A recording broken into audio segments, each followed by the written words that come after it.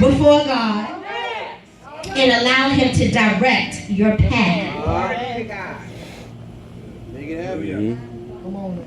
I love it in Isaiah 55. It says, For my thoughts are not your thoughts, neither are your ways my ways, saith the Lord. See, the ways of God are different from the ways of man. It's funny because people don't realize that if you want to live, you must die. But people don't understand that. If you want to live, then you must die. God has got to kill some stuff. He's got to kill that flesh in order for you to live the way that you want to live. If you want to get up, you must get down. If you want to be strong, you must be weak.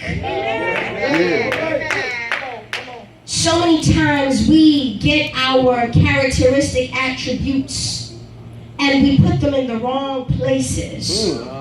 We think that we're supposed to be strong across the board. No.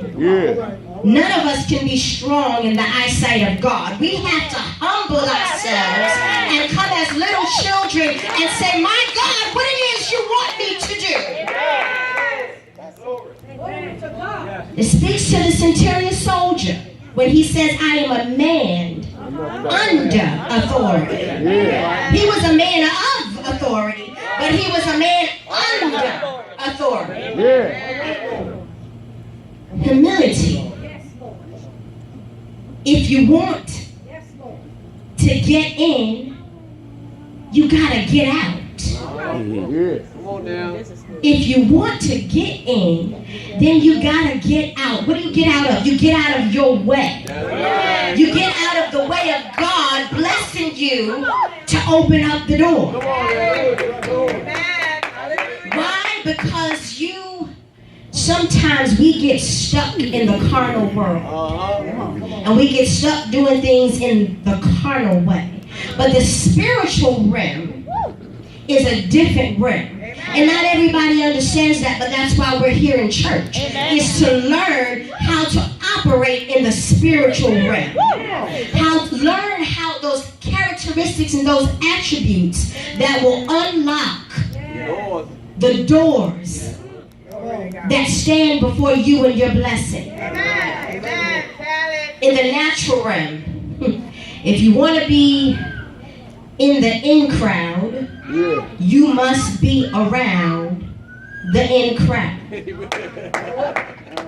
That's how it goes in the natural. But in the spiritual realm, if you want to be in the in crowd, you have got to separate, because God said, come out of the world.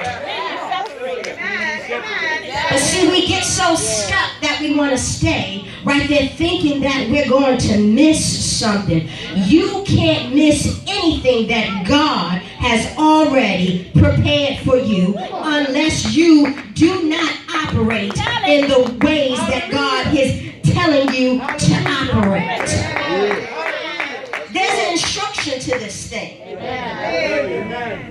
I thought one time when I first had my daughter and became a parent for the first time, I said, Lord, she was crying, and I said, these babies don't come with instruction manuals. I've called my mom and parent, my dad, too much. I need to figure this out. And so I opened the Word of God. And when I opened the Word of God, I started to read.